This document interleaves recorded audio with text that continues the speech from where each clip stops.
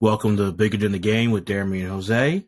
I'm Deremy Dove. I'm joined by my tag team partner, Jose Ruiz. What's going on, man? Deremy Dove. What's up, my brother? How you doing, man?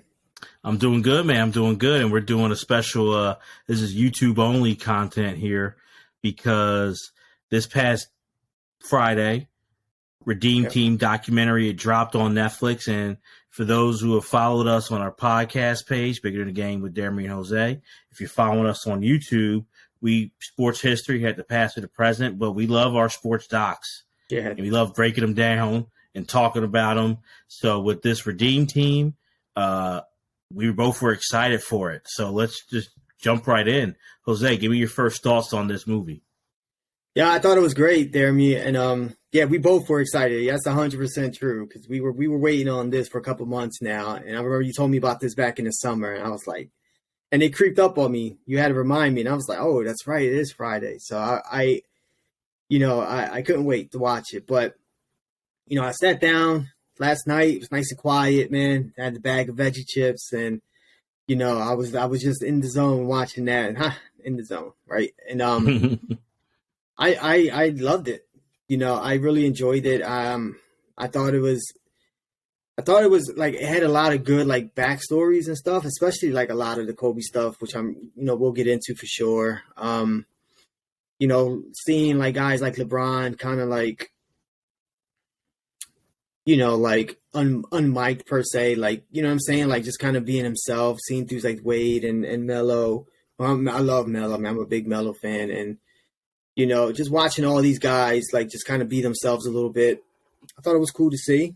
A lot of Coach K stuff was cool. I like with Coach K, what they presented with Coach K. I thought that was really good. I don't know. I enjoyed it. I enjoyed it a lot. I forgot, and this happens to me all the time with these documentaries. It's like they show games from before, and I'm like, oh man, I forgot how great that game was. You know what I'm saying? And it dug into a couple of these games with like Spain, Argentina, Greece, and all these other teams, all these other countries. So, no, I thought I really enjoyed it there. I mean, what about you?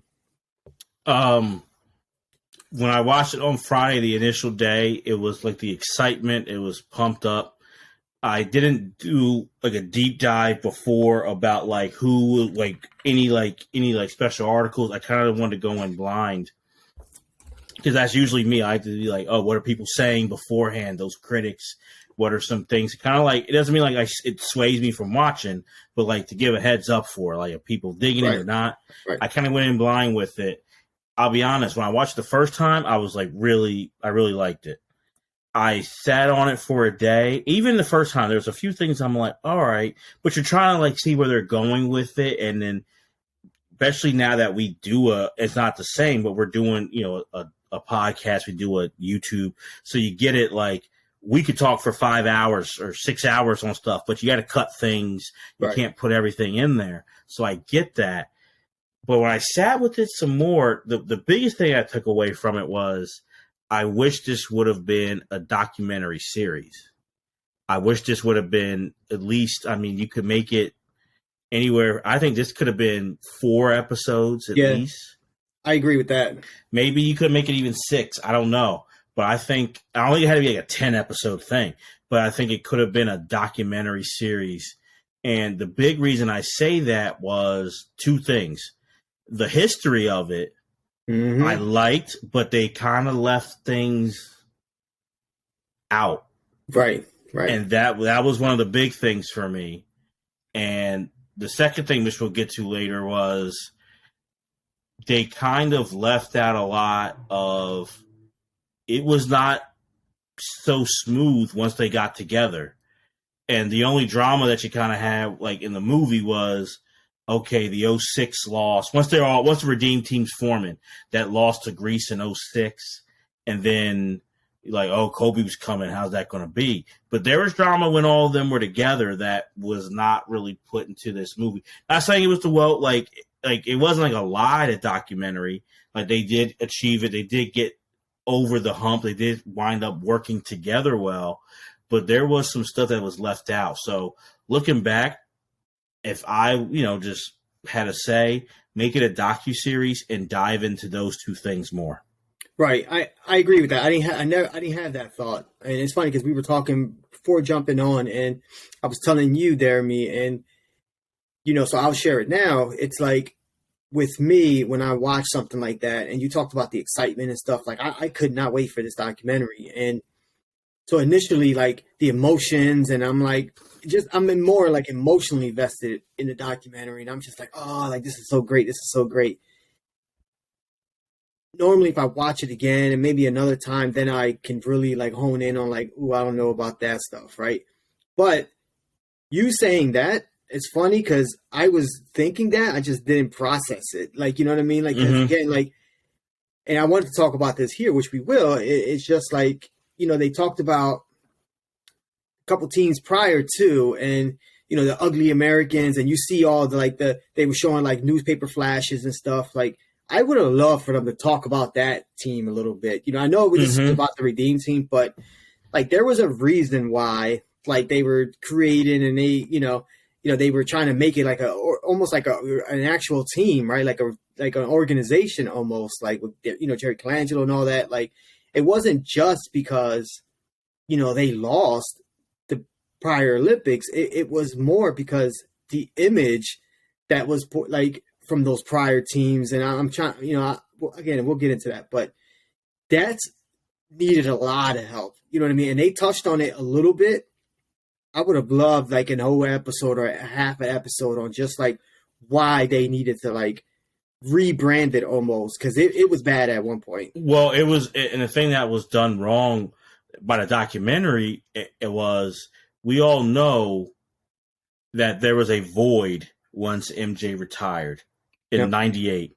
Now we can look at that time. AI's in the league. Kobe's emerging. You got Shaq, Garnett, Duncan. There are great players in it, but it felt like the NBA dipped, and it wasn't like there was talented guys, but it didn't feel like the next generation was ready. It kind of felt like there was a Right. void for a little while. And to me, what this doc missed was, number one, like you said, the ugly American image. Yeah, that did come from the Iraq War and what was happening. Absolutely. But there was an ugly American NBA player image that I think wrongfully was put out there, but it was put out there where AI, they didn't want AI. AI was saying, I'll be on this team. Yeah. And that should be talked about more.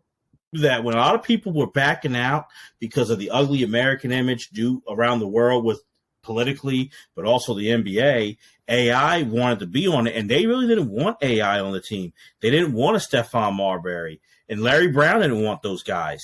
Right. And to me, they kind of took the gas off of Larry Brown a little bit. They kind of tiptoed around it. They tiptoed. They were around it. They weren't in it though. But they didn't really get into that. And to me, all these things that I think should have been brought up about the ugly American, the fact that it was a divided team, that they kind of threw it together because of arrogance, being like, we can just do this. Right. And honestly, 04 summer was the Olympics, but hey, we've talked about it on our podcast channel. You have what happened in Auburn Hills a few months later. The image was really like these basketball players, they're arrogant thugs, all these things. That's what led to this Redeem team. That's what led to like, we got to fix this, and that was not touched on nearly enough. No, absolutely not. I would have loved and now that you say that, like you're 100% right on. It could have been a couple episodes. They crammed a whole lot in an hour and a half or so.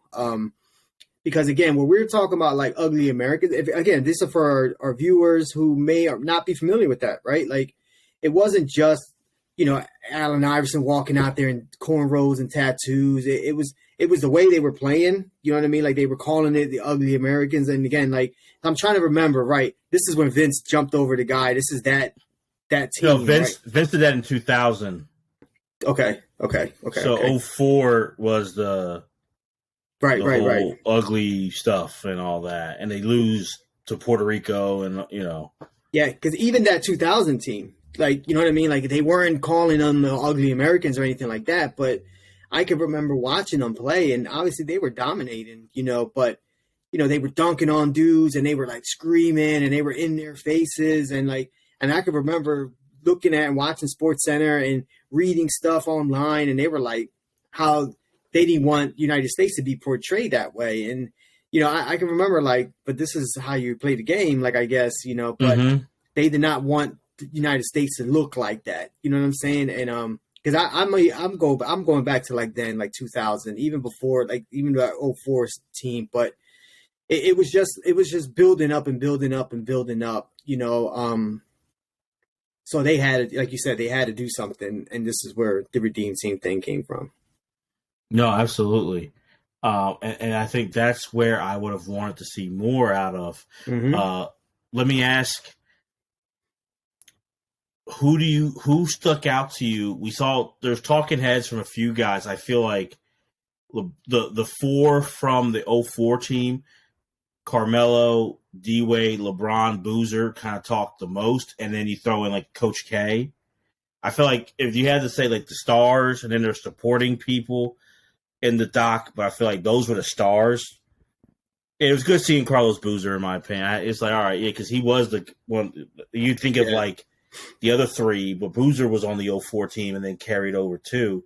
Who kind of stuck out to you when you watched these talking heads? Yeah, that's tough because they were all very balanced, and I liked Bosch on there for some reason. I don't ask me why. I just did. I like the way he came across, and he was, it felt like he was very honest, like, and just kind of like going off the dome a little bit. Like I always feel like, and I all right, to answer your question before I get into all that, I would say Melo. I really enjoyed Melo. He was on there. It was like, he's just very self. It seems like he was just himself. And I felt like sometimes like LeBron and Wade were, like not, it was like acting a little bit, you know what I mean? Like for still protecting the brand, where I think Melo was not that, you know what I'm saying? Like when they were talking that story with Kobe Bryant and they were coming in from the club and, that story. And, he was like, nah, fuck that. Like, I'm not going to work out at 4 a.m. I'm not doing that. Like, I'm going to sleep. And I was like, I like to hear that because, you were hearing all these other guys like, oh, yeah, like, we switched up. And by the end of the week, everybody was on Kobe's schedule. Right. And it's like, he was like, no, I'm not getting up at 4 a.m. I appreciate that. I appreciate that rawness. So for me, it was Melo.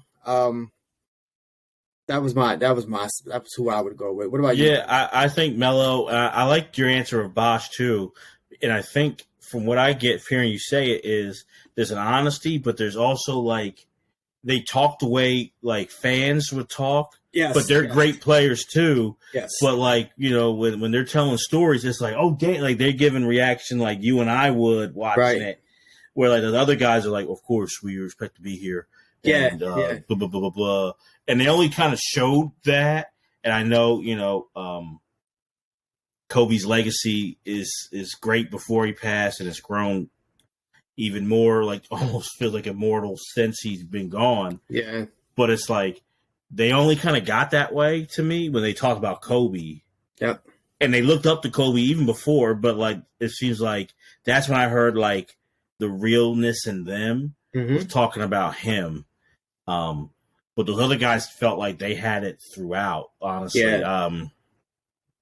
I kind of feel like Melo's the only one who brought up Larry Brown real. I mean, Boozer talked about it, but I feel like, and I think, with time, things change too, 04, 18 years ago. But yeah, Larry Brown, and he's an all-time coach, but he was not adapting to these guys and not bringing them together the right way. And I think he's a great coach, he's a Hall of Fame all-timer, but it showed that they needed some kind of leadership. And it started with Jerry Colangelo.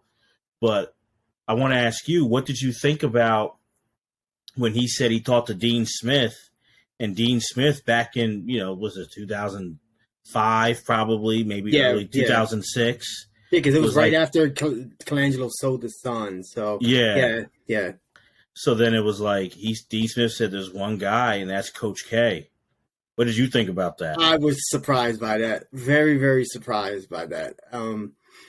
I would not think, and I don't think Dean Smith would have been like the right choice for that, for that job. I'm not saying that, but I was shocked when I heard the Coach K thing. And that was like one of the first, like, holy shit, like, you know what I mean? Like, that's cool. Like, I Mm-hmm. did not know that. I would have never heard that unless I would have watched this documentary. I thought it was pretty cool. Like, I was shocked though, straight up shocked. No, I gotta admit, I thought it was cool too, and I think it showed. And you kind of know this, but it showed like this was bigger than those. It was bigger than college rivalry, NBA rivalry. They felt it. And I mean, we felt it as fans. Like, oh man, how everyone caught up? Like, we blew it. Like, disappointing. But it was like you kind of wonder what these guys, and let's be real, big time coaches, big time player, all getting multi millions in dollars. They already are. Maybe the term wasn't as big then, but their brands and stuff. So it showed to me like they felt that loss.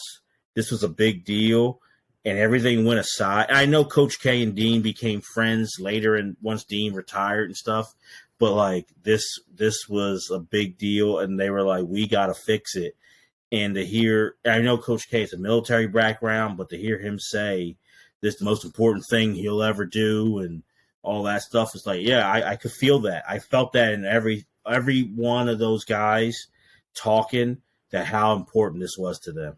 Right. Because again, we were coming off of a trend, let's say, where it's like a trend now for a lot of sports, where it's like the All-Star game guys back out of it. Like, before when you talk about like the dream team, and it's like, it was like such a big deal, right? Like, it was an honor. You kept hearing guys, it's an honor to be here. And for me, watching that as a kid, I'm like, man, like, I would love to play for my country. Like, you know what I'm saying? Like, it was a big deal. And then now later on there, you're seeing guys like, oh, I'm backing out of it. Shaq was, backing out of it because he wanted to see how the playoffs went out. Like, it wasn't like as important to people, but to hear these guys kind of bring that back a little bit. And I'm not saying like those other teams prior, like they, for everyone, it wasn't important, but it just didn't come across like that. You know what I mean? Like, and for these guys, you're right. Like, it did. If you can feel that, you know what I'm saying? Like, when they were talking about like the ceremonies and stuff like that, it was just like, it was very, very important for them. They were interviewing Kobe, and, he was saying like it was, the most important thing to him. You know what I'm saying? Like, it was just like, I was like, wow, like this is deep. And then the way he broke it down, it was like more of like, you're not playing against a team. It's like, obviously it says USA, and, obviously it's the country, but, it's like you're playing against the best in the world. It's not like the better team or anything like that. So it is like a serious like accomplishment, man. Like, and I never really, not that I never thought about it, but I haven't thought about that in a long time. And watching that documentary, it was like, it is a big deal. You know who was key for me in this, and he didn't have a big part? Sam Smith as a talking head. Yeah. And the little he said in the beginning was huge, because I felt like he nailed the dream team right, which is kind of, I'll be honest, that's what made me, it kind of like finished. I've been having this thought for like a little bit since like this whole Redeem Team podcast came out like a year ago that McCullum and J.A. Adonde did. And those watching us now, when you get done, check out that podcast, the Redeem Team tapes, because it was phenomenal. Way better than the Dream Team tapes. This one was good. But it was kind of like, yeah, the Dream Team wasn't about, you can make it all you want about patriotism. It was about the NBA and marketing and so much other stuff. And when he said that, it kind of made me go like before, just out of like pride. It was like, well, Dream Team is better than Redeem Team, or it's more important, or all these things. And one thing him watching this kind of finished off for me was Redeem Team's more important than Dream Team. And it's hard to say better because the styles of play at the time were different. But I think it's the most important basketball team we've had was what they did in 2008, because they had so much more to overcome, which was we in 92 did not have the whole ugly Americans thing, nowhere near as much as we did back in the 2000s. the NBA itself was riding off of this high of Bird, Magic, Michael emerging. So the NBA there wasn't like, oh, the ugly Americans and the foreigners want to take pictures of them. Then in 08, by the time you got to after 04 and in 06, they were looking at them, they were peers. They were like, whatever, it was competition. Right. And so I feel like 08 is definitely more important than the Dream Team as far as USA basketball. As far as, okay, all right, because that was going to be my follow-up question, because I feel like what the Dream Team did, obviously, and I know you know, Deremy, but for our viewers, that what it did, and they talked about it in this documentary, right? It's like after the Dream Team, then you started seeing like the European players, you know what I mean, come out and start playing in the NBA. I felt like what the Dream Team did was bigger, honestly, globally than what it did for like the United States. You know what I mean? Like, but I think it kind of flip-flopped with this Redeem Team. And it's like, you know, it was so big for the country. They needed to like bring the country back to respectability and dominance, you know, whatever you want to call it. But it was more respectability, in my opinion, that compared to what it did like globally. You know what I'm saying? Like, so right. I'm there with you with that. Well, I felt like the Dream Team, it is true. It was a marketing campaign. Right. It was. David Stern saw, dollars and cents and to get it, you know, globally. It was becoming there, but it was like, this is how we get it. Like, and so, yes, I do see the impact of the Dream Team after that. It was already starting, though, because you started seeing, there were some good players. Like, you know, we know Drazen Petrovic and Vlade and, you know, Sabonis, like they were starting to come, but the Dream Team really expanded it. But I just felt like there was more pressure on the Redeem Team, and more at stake, and just that was important because that also kicked off, it like cemented this new generation of players that we've been having for the past 15 to almost 20 years. Like that kind of cemented it. And the growth that we've had in the NBA since this Redeem Team has been phenomenal in so many ways. Yeah, it's definitely crazy important to USA basketball. And you mentioned that time there in the early 2000s where, you know, the NBA was missing Michael Jordan, you know, with this. And obviously you talked about Kobe a little bit there. You know, Kobe was coming, right? But, you know, this is something we'll get into. But then you had the Denver incident, right? And it's like, you know, the NBA's top player, you know, had that now with him. So I think what this team did was kind of like you had Kobe, you had LeBron, like you had the two best players in the game still in their primes, right? Like the Dream Team had Jordan in his prime, right? But Bird, Magic, they were done. You know what I'm saying? Like, and a lot of these other guys were in their primes as well. But your marquee guys, like they were all young, fresh, like dominating the league. So I feel like that gap was gone, right? Like that Jordan thing, it was gone. Like by the time this team really cemented itself in the history, right? Because, you know, you again going back, like you got Kobe, you already knew he was going to be one of the greatest of all time. You knew LeBron was going to be one of the greatest of all time, even though he was still fairly young in his career. But so I think that too, like it's like. It had the NBA was in a really, really, really, really good spot compared to like where it was previous, right? Like 5 or 6 years, you know. Let me ask you. I know Kobe's big, but what did you take of Coach K? Maybe if you can remember then and then now, like watching this documentary of being the guy that was the head coach for Team USA. Yeah, at first I was surprised when I'm remembering back then, right? Like I was surprised that he was the coach, right? Like because again, and he talked about it in this documentary. Now he did. He looked good in this documentary. You know what I'm saying? Like I felt like Coach K was again we always talk about when we do these recaps and stuff like who was the star, right? Like of the documentary. I'm not calling him the star of the documentary, but he did a good job on here, and because I think it's also easier for him now to do that, then I don't know if he would have been so open, like say even 5 years ago, you know, so with him not coaching anymore. But again, like, how do you think it was going to work? You know what I mean? Because now you have like top NBA guys, like what is this college coach? And again, he's arguably the best college coach of all time, right? So, what is he going to do with these guys? How is he going to relate to these guys? How is he going to like push these guys and motivate them? Well, I was wrong. You know what I mean? Like he did a great job motivating these guys, and that you talked about earlier also, like his background, right? Like his military background, him at West Point and all that. Like that also, I think, played a huge part in him having the ability to get through these guys for sure.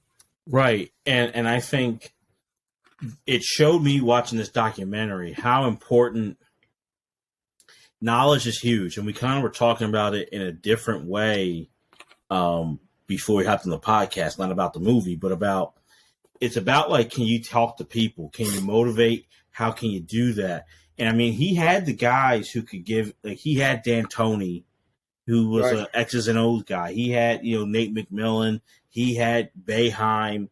We saw Chris Collins was a scout. He had people around. What Coach K brought to the table, which is, you can't put a value on it, was he knew how to motivate. And I'll be honest, when this move hit back in, 05, 06, I didn't like it. Yeah. And not because I'm not a Duke fan, but I just thought like, we are done with those days of college coach. Like there's not college players. So, and also we were done with you had high school guys. We were went back to the one and dones, but still I'm like, and Coach K wasn't a big part of the one and dones at that point. This changes that, but at that point he's not. So I'm going, is he going to really get the respect of these guys? He's not going to have a bunch of Duke guys on here. So why would these guys listen to him? And the thing that is missed from this documentary is with LeBron, especially, they clashed at first. Yeah. And LeBron kind of talks about like he didn't like. He touched on it. Yeah. But he made it seem like that was him as growing up, but like that carried into him with Team USA. And the thing that really bothered me, Jose, the story that I was like, I wish why they leave it out. And I would love to have talked to the director, producer. When Kobe got there, he brought an intensity. But in one of those early games, Kobe starts shooting up like LA Laker Kobe. He's just taking these impossible shots and all these things. And LeBron gets subbed out, and he was like, you got to go talk to this motherfucker, to Coach K. This shit ain't good. Like, and he was saying that because you're talking about accountability and togetherness. This dude's jacking up shots, and you ain't saying nothing. And what everyone has said around this was LeBron was testing Coach K. Like, are you going to call out? Because Kobe still was a top dog. Yeah. LeBron hadn't won any titles. He was emerging, but he hadn't won. D Wade had won a title. He wasn't the best player. But LeBron, they were testing him. Like, are you all right? You're the coach. You're this leader. Are you going to call out Kobe? And Coach K had talked with assistant coaches. He was nervous because he knew he had to do it. And Kobe came to his room the next day, and he said, Kobe, it was a 2-minute conversation. Kobe said, got it, and was like, okay, good. And he thought, I was worried for nothing. But I'm like, why do you leave that out of this documentary? Bothers me because that's an important story that, hey, Coach K, he had a name then. He was iconic then. Oh, yeah. But these guys weren't sure. Some of these guys weren't sure about him. Like, it wasn't just like coach, like, which would be different, I believe, if Greg Popovich was the coach. Yeah. Like he wouldn't have to go through that the way Coach K did. Yeah. They were sugarcoating a lot in this documentary. Like, yeah, some of these guys, if we mentioned them earlier, like, were pretty honest on how they felt and stuff like that. Like, I think the most, like the deepest it got when they showed that Melo interview and he was talking about Larry Brown and they were like, oh, what happened out there? He was like, I don't know. I wasn't out there. Like, you know what I mean? I felt like that was the most controversial it got, because, there's some Kobe stuff I would like to talk about, in later in the show. But I feel like they were not trying to like ruffle feathers, like amongst the people that were in the documentary. You know what I'm saying? Like, because I agree. I think that would have been a great story. That would have provided some drama in this, right? But you could have also flipped it and be like, well, this is what we did to get through it. This is what Kobe did. Like, we had this conversation. I agree with that. I think I would have loved to have heard that, but I think they were really really, really, really being careful on like who was going to get upset here. And this is why like it bothers me when players are a part of like like the movie or like what I'm saying, like behind the scenes and stuff, because again, like you already know it's not going to be as edgy because they're involved. And I get like is your life, your brand, all that stuff, but I also feel like I don't know, and maybe because of the career, our lives that we have, you learn. People, I connect, and I know people might be, oh, it's juicy. It's like, no, I connect and I learn more from that. Oh, that makes it more like Coach K, even though he was an iconic name, he had to earn their respect. It didn't just come to him, And I feel like that was left out. Like, yes, he was iconic, but like, it's a college, and that's what I'll be real. I was like, it's a college coach. These are pros. Like, afterwards, it clicked. And afterwards, I was like, yeah, he's the only college coach, which I believe, who could have done it. But at the time, I was like, this is a college coach. Are they going to listen to him? The doc, it seemed like he came in and commanded the room, and it was done from day one. And right. It wasn't like that. And it looks like that, Mm-hmm. So, yeah. Mm-hmm. And that's what disappoints me, because it's like, that is something that I think anybody can watch and feel and pick up on, that Coach K at that point is, 35 years into his job, won multiple national titles, all these Final Fours. He's the biggest name in college basketball, yet he still had to pivot, reevaluate, and adjust his approach. He's not. You think at Cameron at that point? Hell, back in the '80s, you wasn't. What Coach K said was law. Yeah. If a player said, "You better go check this motherfucker," Coach K is, which we heard, Coach K is going to curse him out and be like, "Take off your jersey. You don't deserve this," and all that. He knew he couldn't do that in the NBA. Was he going to say, "LeBron, take off the U.S. You don't deserve to wear USA"? Yeah. Like Jerry Colangelo was like, "We need him. We can go hire somebody else to get you." Yeah. Like, you know what I mean? So he had to adjust. I think which I give props to Coach K, but I don't get why you leave that out. And also, like, I feel like because of Kobe's passing, and I miss him too, but it's like they really dilly-dallied on a lot of stuff. And from his reputation from 2004 to 2008, and then even what happened when he got there. And it became good, but there's stories that were left out, man. So let me ask you this, Deremy, because I did want to ask you that, and you brought it up, so let's get into it a little bit. The Kobe situation, right? Like all of it. Do you think they didn't bring stuff up like that? Do you think, they really didn't get into Denver and why he came in with such a reputation? And they touched on it, like him coming in, and like some of the guys were surprised that he was there and things like that. He was in the process of rebranding himself and trying to get into good graces, whatever, with the fans.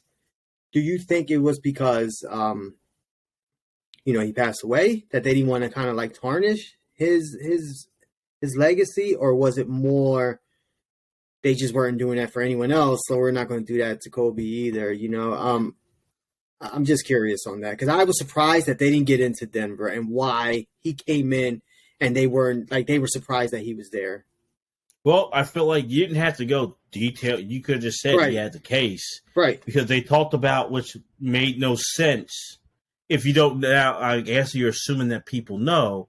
They talked about that he said what he said about Shaq and paying off the women, but it's like with no context. He didn't just say that randomly. Yeah, he snitched on him. He went to the cops about Shaq. It's a little more than that. Yeah, it's like that was more about his assault case, and which I have like read the transcript from that, he's just throwing out like that people mess around because he's being interviewed by the cops, and that which he shouldn't have said it, but it was like, hey, Shaquille O'Neal pays this much, but he's being questioned initially by the police, right? And the transcript is like that initial thing, and then like, this is going to be something like you may need a lawyer. Like that's where it came out at.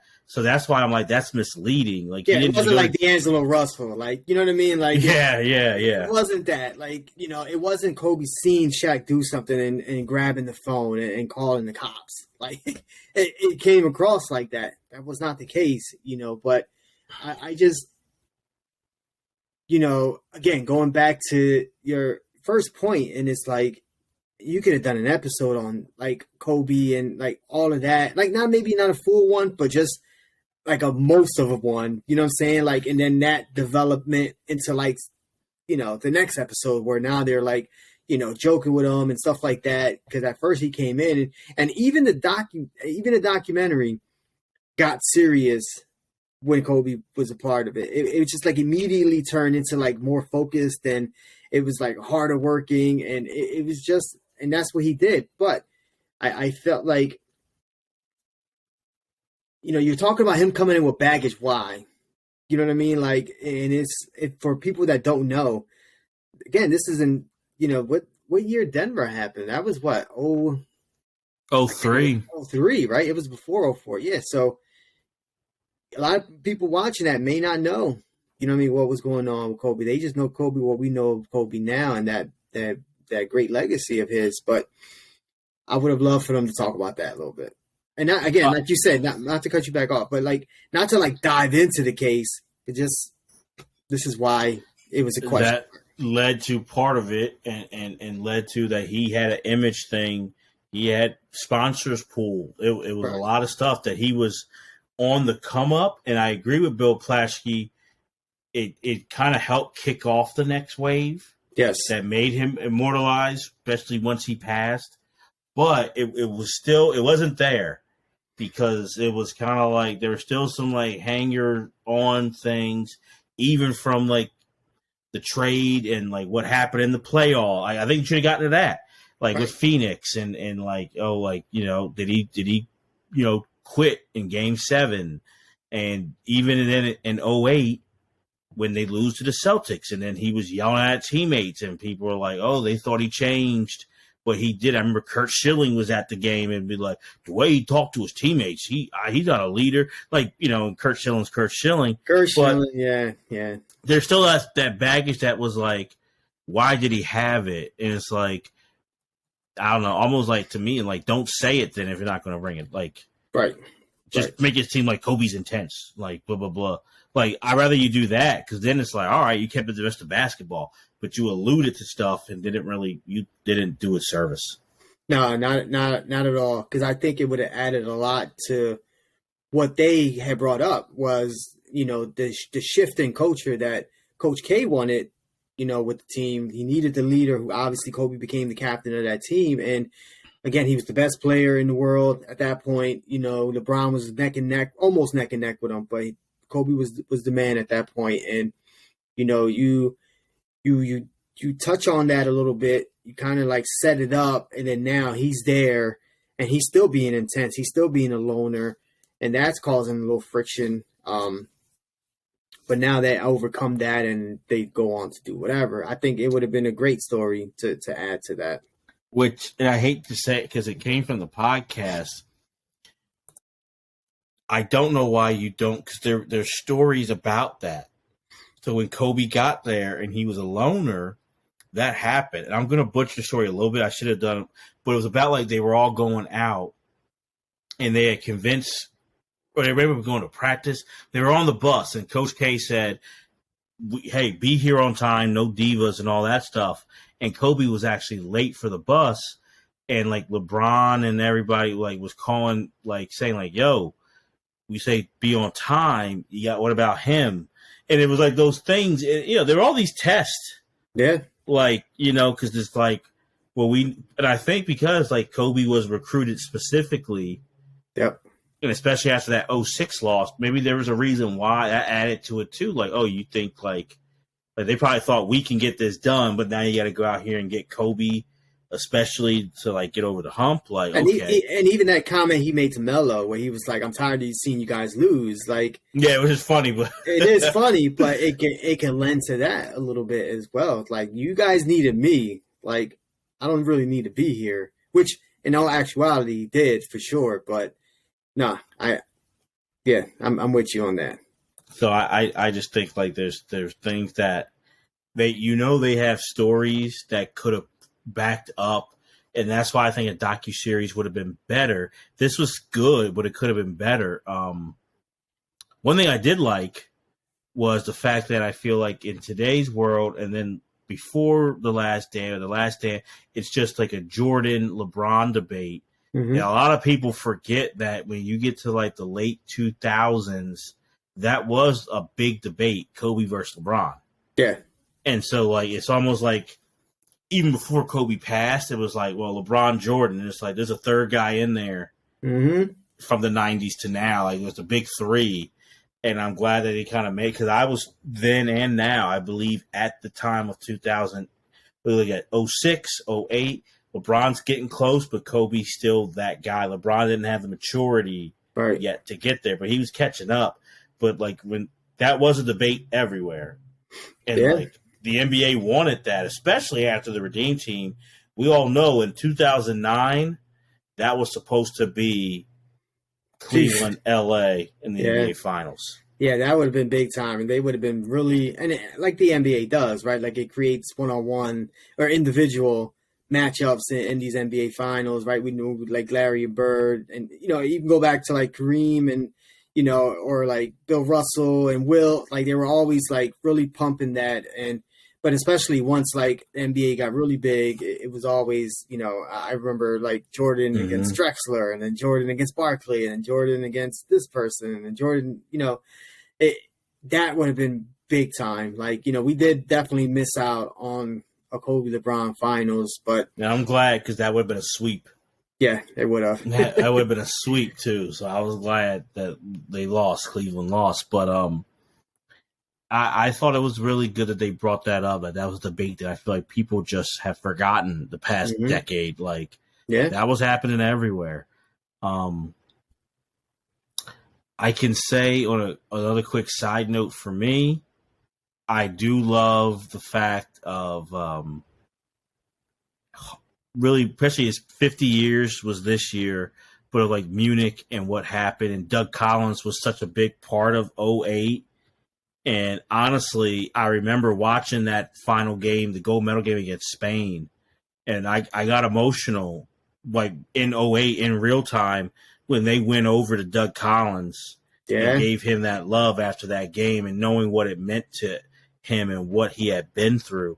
So I was glad that they gave the proper acknowledgement to 72 and the proper acknowledgement to Doug Collins. Yeah, he was really emotional in this, and he gave me Dick Vermeil vibes. Oh boy!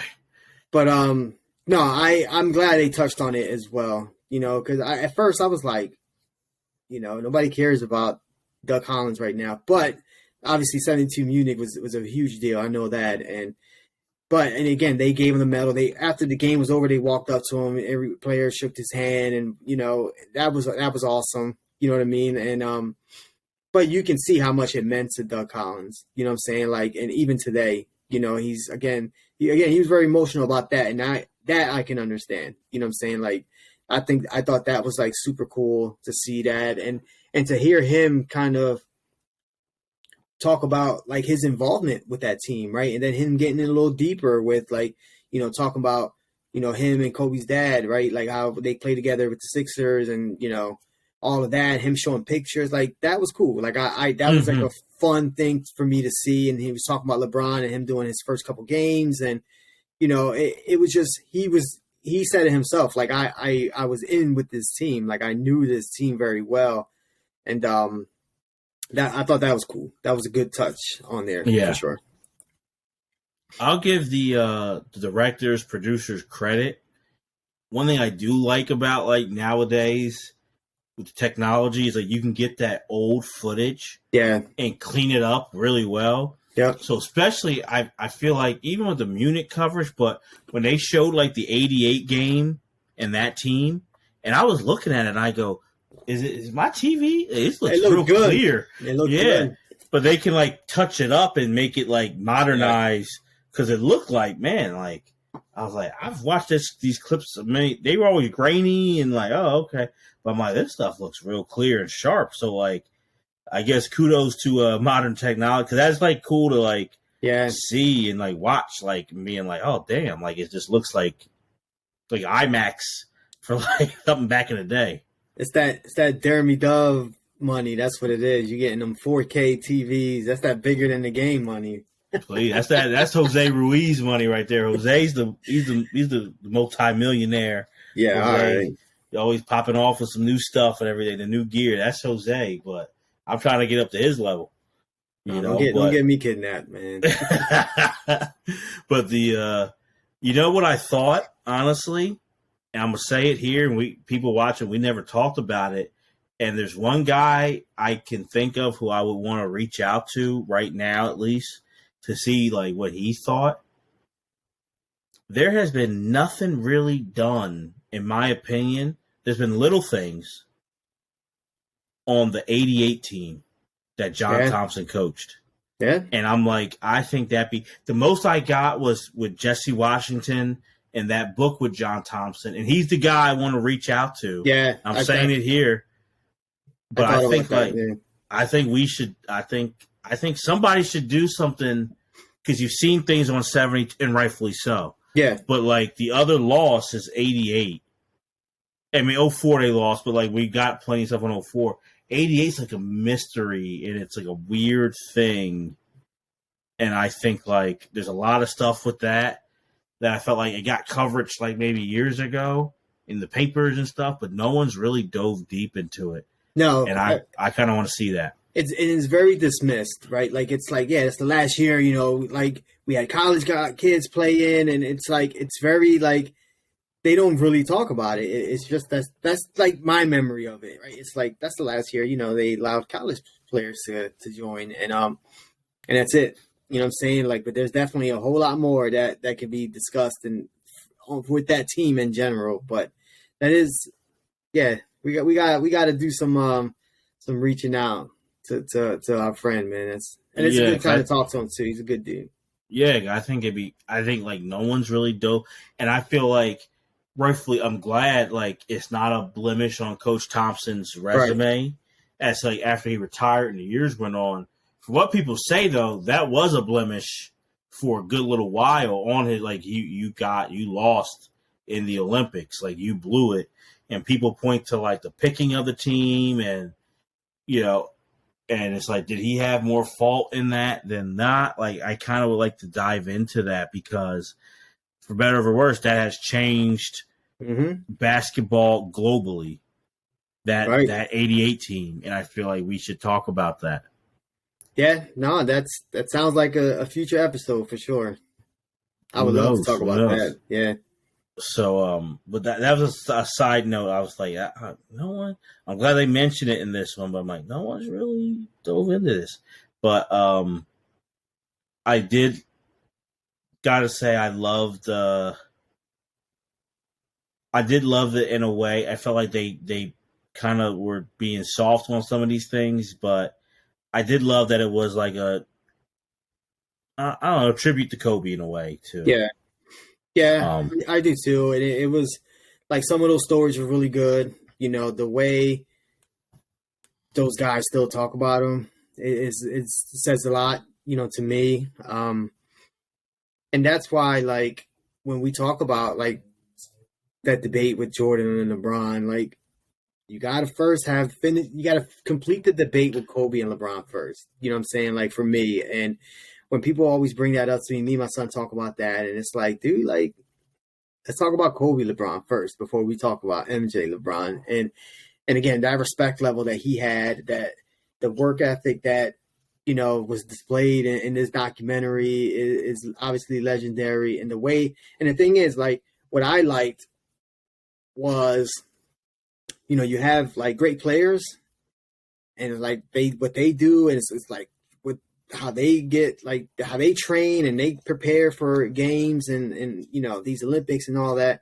And then there's like the all-time greats, right? And what they do and how different their mentality is and work ethic. And it's like, oh, that's why, these guys are in the top 10 of all time, because they train and they work hard, and then it's like boom, like we got to continue to do that. And there's like even more to do that now. Now we're playing in more important games. We got to work harder and we got to work harder. And it's that mentality, like that's why they're at where they're at, because again, it's just different, you know, and they just, that kept coming up all the time. Like this dude is different, you know, and that was cool.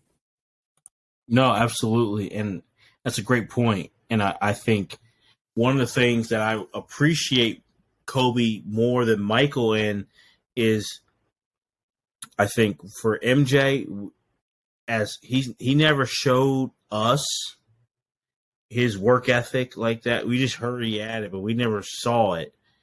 And MJ did not do that. MJ's not showing. Kobe was a rare exception. I think he saw something in Kobe. We've been hearing the stories a lot, especially since Kobe passed. But what I respect about Kobe is he showed these guys how he helped them get to that next level. Right. He showed these guys how to work, how to train. He didn't have to do that. And guess what? No lie that he probably thought about that going over there, that he's in close quarters with competition, but he showed them how to train, how to work. And that's huge. He passed that knowledge on to those younger generation. And to me, you can't underemphasize that is not the whole reason, but a big reason why we got this great next wave with LeBron, D-Wade, Durant, Westbrook, Kyrie, all these guys learning from Kobe and learning his ways. And like that to me is a greater legacy than even Michael had. Yeah, no, that's a really, really good point. Because again, like, and what that also does for like a legacy and in Kobe's legacy, let's say, you know, it not only it elevates, like we don't know all that stuff, right? Like as fans, like we don't know. So there's no surprise that these guys still playing today, still like talk about the stuff that he did and that Mamba mentality. Now that's like a brand, you know what I mean? Like now at this point, and this is why, like, because now these guys, like the LeBrons and D Wades, were passing this down to the Devin Bookers, and like, you know what I'm saying? Like, and now and it's still Kobe was doing that as well. And it's just like, it's just a trickle down effect to generation after generation. And they're still like some of the best players, you know what I'm saying? Like, so it was beautiful to see that, you know what I'm saying? Like, and it was a little like, it was hard to see like some of those like videos and stuff of Kobe and stuff, man. Like the birthday thing, I got me, you know what I'm saying, when he was there with his daughter and stuff. And it was just, those videos are good to see, but again, like it was still hard. They're hard, and I'll be honest, they'll never go. That hardness, I think, will never go away. You know, just because it's the constant reminder of it wasn't just Kobe who passed away. It was all those 9 lives, including young people, passed away. So it's you know, those clips are always going to be hard because it's not just like about what Kobe would have been, but a young person who never got to get close to realizing life, you know, is gone. So they're good to see, and they bring a smile, but they also it's tough though, because it's just like, damn. Yeah. Part of it's good to see because it's like, I remember when he had just the 2 girls, and then they had 2 more later on, but it's like, I remember that and all these things. And so it's always tough. It is, but I think, you know, to kind of connect it, when the league went like down in a lot of ways when Michael retired after 98, maybe I'm wrong, Jose, but who knows if that changes if Michael does what Kobe did years later. Michael didn't mentor, besides Kobe, Michael didn't. There was great players. Michael, hey, you're on your own. Yeah, I'm out here to gut you and kill you. And Kobe was like that too, but Kobe made a change here in that later part. So, like, does the NBA go through as big of a swoop down if Michael is teaching other guys the quote unquote secret a little bit more? Right, like a Grant Hill or somebody, you know what I'm saying? Like I'm just trying to think, while you're saying that, I'm trying to think of guys that we could add into the stack houses, like all of these guys. And, you know, you never know. Like, you know what I'm saying? Like I don't see why not. I see it worked on one side, right? Like it worked years later with Kobe. And I don't see how it wouldn't have worked with like guys like that, like those great players that need to elevate a little more because again, they need to take over the league, learning that work ethic and stuff like that from the best. You know what I'm saying? Like it would have been great, but also I think, and again, I can be wrong here too. Like it's so rare to like have like someone that great work also that hard. You know what I'm saying? Like you don't get that a lot. Like, you know what I mean? Like, yeah, all these guys work hard, extremely hard, you know, but again, we were talking about earlier, like the different level, like when you level up to that. And I don't know if Jordan felt like he couldn't teach. I don't know. Like, obviously I can't speak for him, but it's interesting. Like that's a really good point. Cause like Jerry Rice, right? I'm thinking like guys like that, like Jerry Rice, Walter Payton, like, you know, doing all their workouts, and Jerry Rice would bring in guys, you know what I mean, to the hills and all that stuff. Like, you know, that's interesting. That's interesting.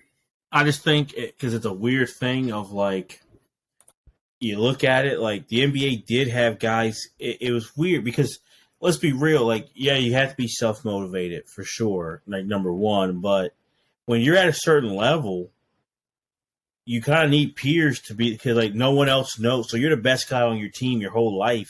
No one knows what you got to talk to other guys who are best because your teammates, maybe your coach, they don't know what that's like, that pressure. Yeah, so you gotta like can't have relate those, to a lot of people, right? You got to have other guys to be like. I mean, hell, Michael Jackson helped Kobe out when Kobe was young in his career because it's a different field. But Michael Jackson knew what it was like when, hey, you're so driven, you're so this, you're so that, you are the top dog, you're the best. No one's going to understand you. You're going to be weird because you're so focused. You're going to be looked at as like, why don't you lighten up? Or, hey, you already have this. Why do you still keep going? Michael Jackson had to influence him. So it's like, yeah, you don't have many people who can relate to you. So I think that was huge where like they can say like, this is the guy. And yeah, like they said, we were partying. We see him 5 a.m. and they were like, we got to do that. And there's a lot of stories of even after this that Kobe's influence was on them when they were playing against each other. But that's great stuff though. Go ahead, Deremy. I was gonna say though, like just maybe, I don't know, the biggest omission, maybe the biggest one. And if you listen to our podcast, we talk about it when we do an episode on the 2010-11 Miami Heat, which was, this is where all that whole, you know, the decision and the Heatles, it all formed right here.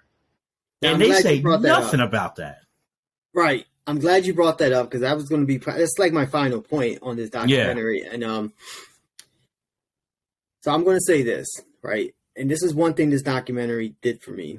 Because I hate it. Like, I hate these super teams like I do. And, you know, I get into, like, debates with people all the time. Oh, well, Golden State's a super team with, you know. Yes, when they added Durant, I would agree with that.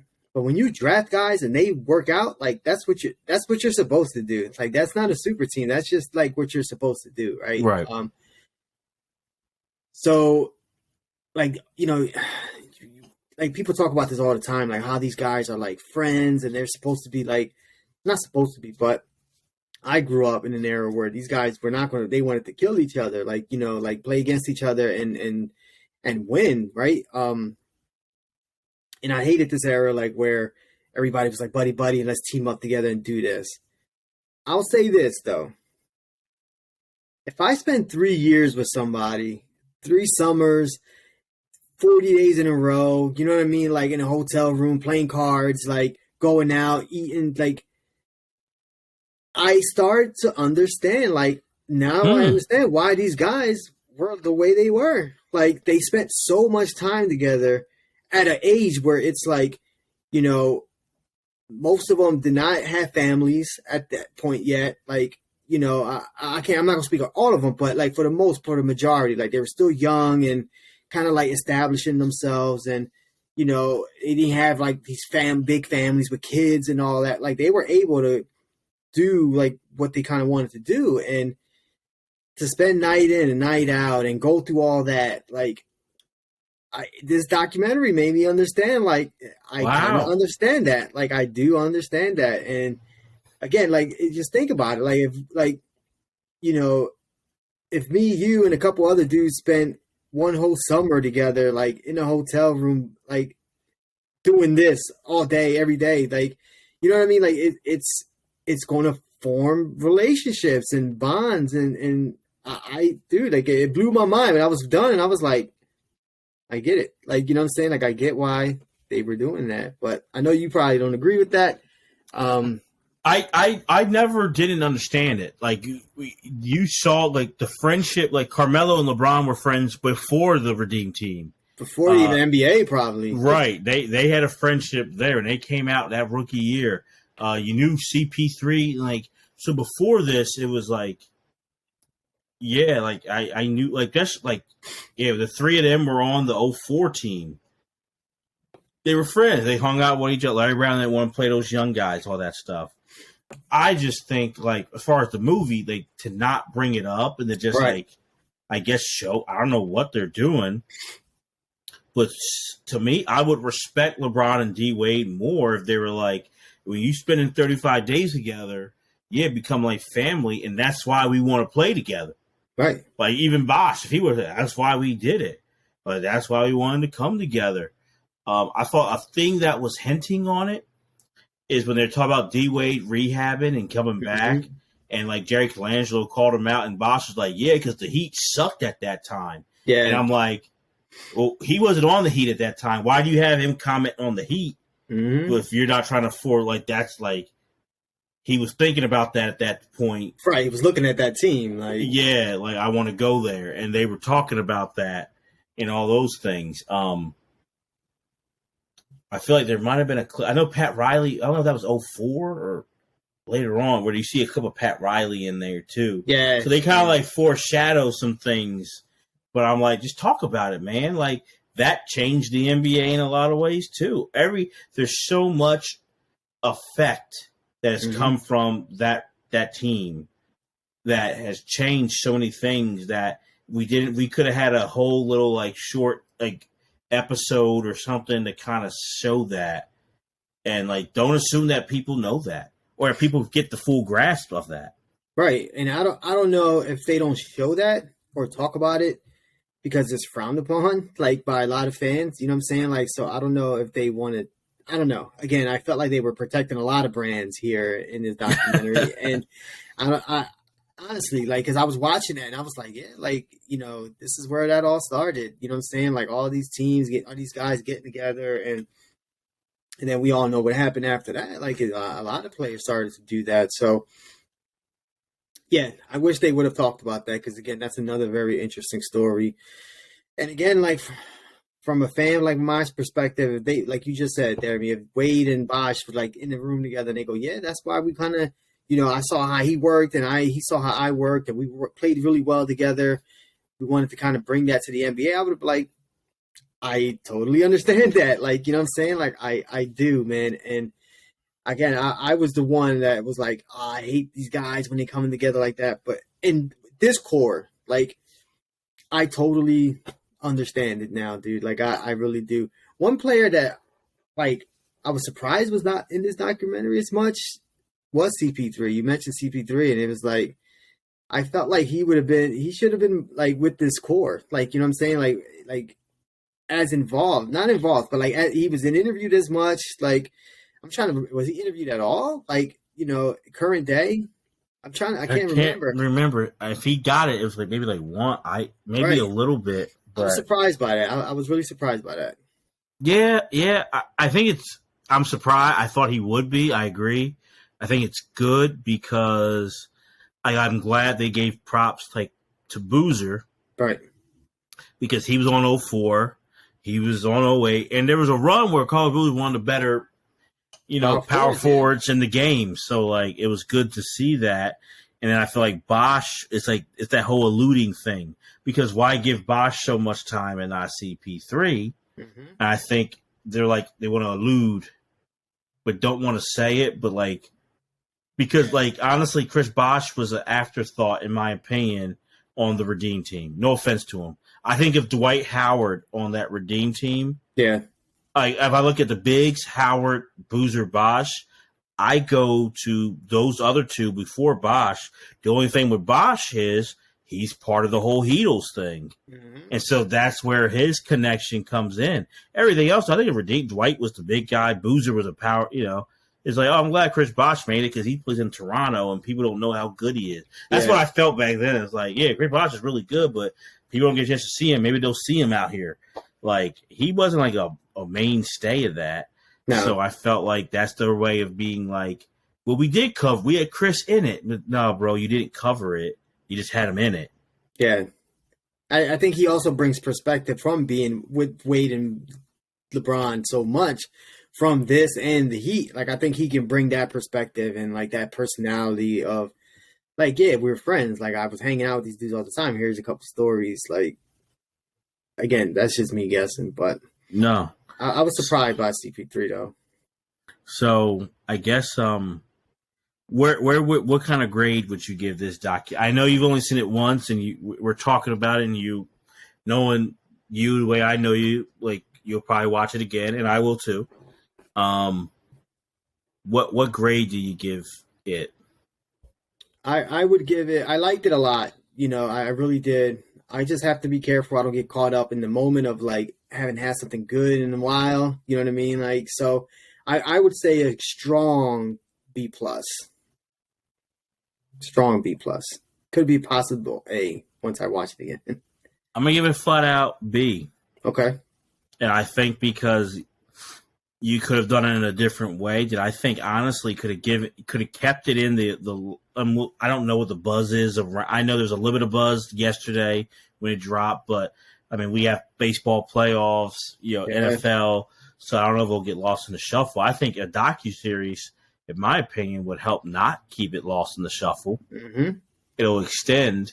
It's lost in the shuffle right now. Like, I think so. I had to tell people about it. You know what I mean? Like, and it's lost right now. As of right now, I feel like I don't hear anybody talking about this. I got some clips on Twitter, but that's about it.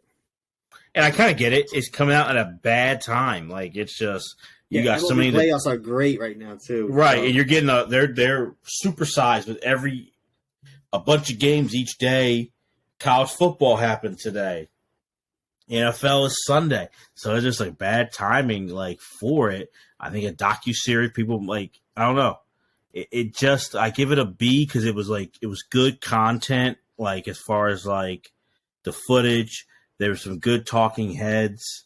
Like, I felt like they were pretty good. Like, especially like we named the ones who we liked. The others could have done better, but they weren't bad talking heads either. Right. I give it a B because I feel like it just left a lot to be desired as far as the formatting, as far as you could have really connected a lot of things. And I do think we're seeing it even with the Netflix The Untold series. Mm-hmm. I've had people talk about that the Manti Te'o one, the Donahue, people who don't know anything about sports, but you're getting that true crime, mystery, social commentary mixed in with these events, and you're getting people talking.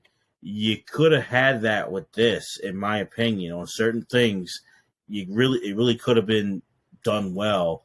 And I feel like they dropped the ball kind of. That's why I give it a B. Right. No, I agree. I think it was a little too soft. Like they could have pushed a little harder on some of these other issues that you were mentioning, like some of the friction early on, some of the Kobe stuff, the LeBron Coach K stuff. Like, I think they could have made it a little more juicier, and I think they really were trying to avoid that. So even the D-Wade stuff, like, people don't – I mean, they touched on it during the documentary. Like, he almost didn't make the team, Mm-hmm. So, he was such a mainstay on the team, but he barely made the team, So, and they touched on it. They got into that. But, again, it's just like the way they did that, they could have touched on a lot of other things. So, yeah, because there's so much – I don't feel like it's a quick story. There's so much with that. And it's really crammed. It was really crammed in this hour and a half. So I felt that. I did feel that, though. But do you have any final thoughts? Anything else you want to?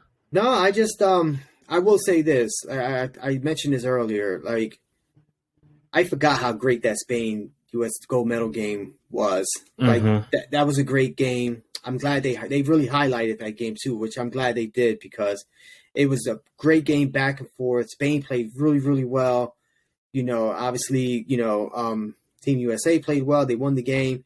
But to hear LeBron say that was probably one of the best games I ever played in says a lot. If you haven't seen that game, go back, watch it. But that was one of the takeaways. I was like, I'm going to rewatch that game because it was a great, great, great, great game.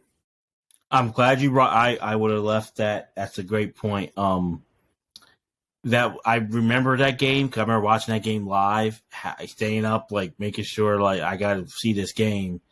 Being like, who the hell is Rudy Fernandez? Because this dude is killing him, balling. He looked good, boy. He was out there doing. I remember that because I was like, yo, what team is he on? Because like this dude can ball. A highlight of Kobe's career, it is not to me a top highlight, was how they looked. Everyone looked to him down the stretch to lead them. And I'm not talking about I think it's a top 5 highlight of Kobe Bryant's entire career. Right, was that gold medal game? Mm-hmm.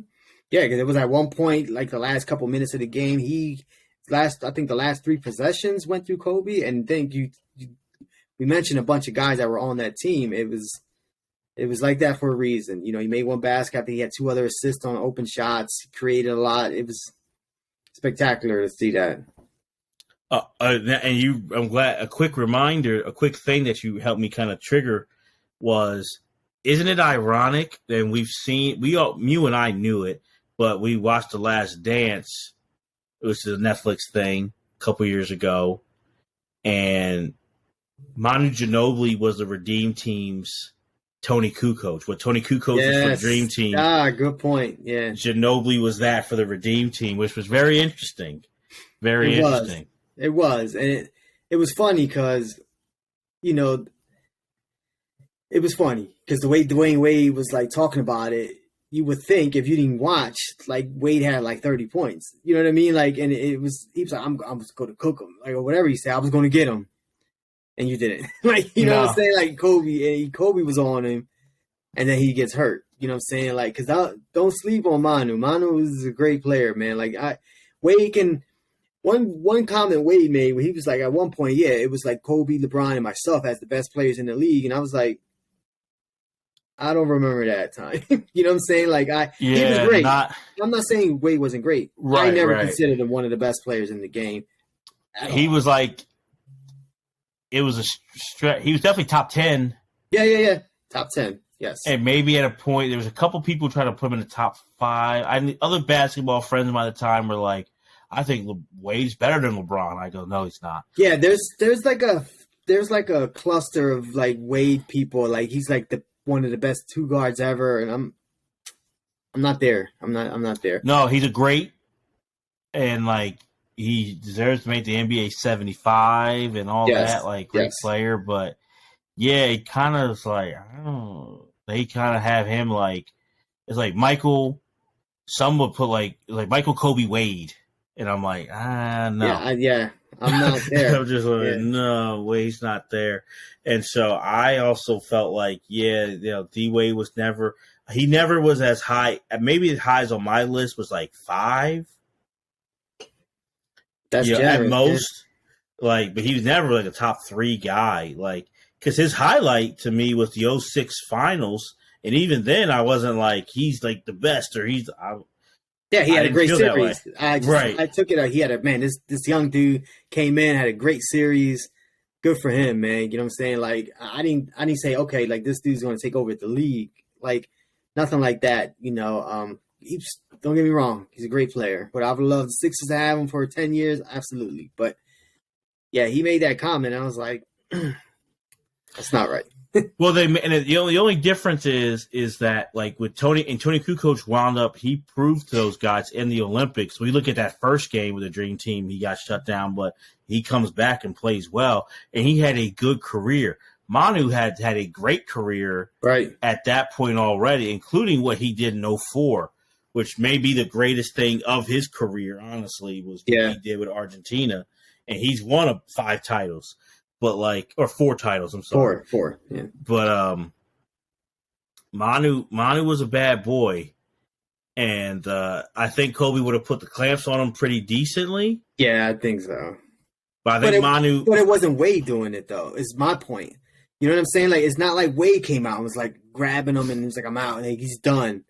Nah, it was Kobe. And I know Kobe's a star and Wade was coming off the bench, but to tell that story, Wade had to drop 30. You know what I'm saying? Like, and I know it's an Olympic game and it's different, but he had to drop like 18. You know what I mean? And then Manu gets hurt, so that's not even a story. Like, and I also see you saw like they let the foot off the gas and Argentina came back, and I'm also like, yeah, it's not like if you have all of them hawking on him, then Manu won't have the numbers. Like if you have Wade, Kobe, LeBron, CP3, all like Manu, but guess what? You're going to get beat the other way too. Like Argentina had a good team, so it's like I think Manu. I don't know. I think he's vastly underrated. Underrated, yeah.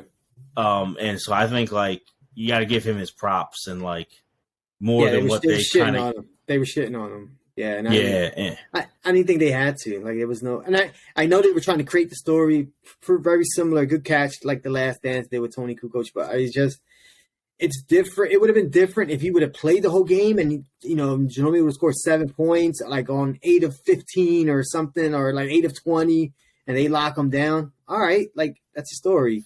The dude gets hurt very early in the game.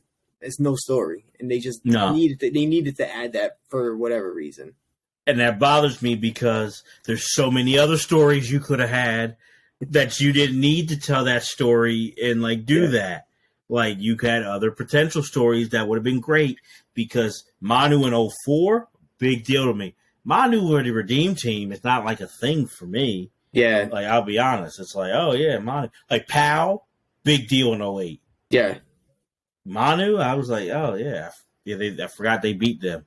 And I didn't even consider Ginobili as the second best shooting guard in the league. No. Whatever. It was prisoner of the moment talk. Yeah, and it's definitely like you create something to motivate yourself. You need it, cool. Like it makes sense to me, but because if you look at it, like the 04 happens, and then 05 they beat the Pistons, 07 they get their title over LeBron. So it's like he's gotten those 3 titles in that short period, from 03 to they get to 08. So he's winning a lot, and including that gold medal. But it was like that was Tim Duncan's team, and then it shifted to Tony Parker's team, the Spurs. Right. So I was never like Manu's team. I was like, that's Manu's team. It was like it's not his. So yeah, he wasn't the second best shooting guard either, ever in his career. No, not at one point. I don't hear like stupid Skip Bayless say that or something. Yeah, but whatever. And he's a clown.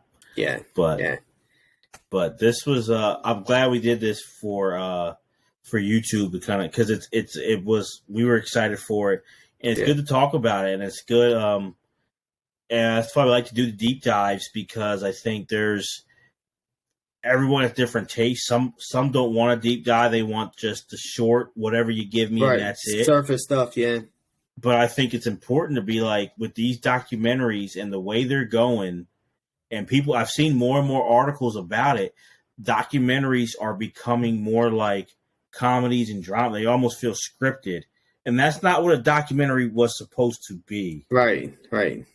But No, I'm agreeing with you, dude. Like, that's not that's a movie. Like, documentaries are real, like raw. Like, that's the greatness of them, and it's like, it's supposed to teach you something and not sugarcoat everything. But so that's why I feel like I'm starting to not like, and I'm surprised I'm saying it because I love the documentary genre, not just sports, all of them. Mm-hmm. But I feel like we're kind of getting out of hand with it, where like they're just like left to dry. Yeah, and there's just so much like where I'm like, man, like especially now that we're getting stuff of our eras and things we remember. And things like, especially, I know I love to read books and listen to other like, it's like, well, you're missing this, you're missing that, you're missing this, you're missing that. And I tell people, honestly, if you want a much better story, listen to the Redeem Team podcast. The podcast, yeah. like it's honestly not even close. It's way better than this documentary. And the documentary was good, but it felt like it was a scripted thing. Yeah, yeah. Like you said Big it. time. You said the Ginobili thing felt like they wrote that in there to hype it up. Like it's like, yo, that wasn't no big story. Like that wasn't the big thing of that. It was Spain. It was U.S. and Spain. That was what it's coming down to. Is like that Ginobili thing was like, all right, like whatever. Yeah, you need that. But this was fun though, man. Absolutely, man. Absolutely.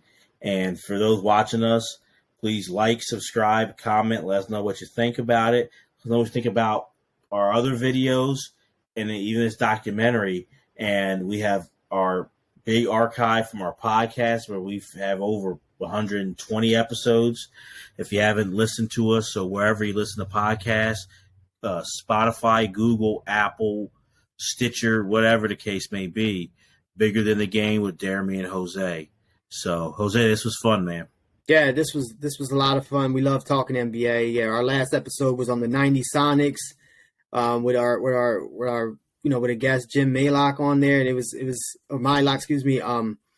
It was a lot of fun talking talking about that team as well. You can also find us on Twitter at Bigger Game Pod. You can also find us on Instagram at Bigger Game Pod. Let us know what you think of the documentary. We would love to hear about it, and any other future episodes that you all have in mind, let us know. So for the man, the myth, the legend, Mr. Jose Ruiz, I'm Deremy Dove. Thank you guys for watching Bigger Than the Game with Deremy and Jose. Peace.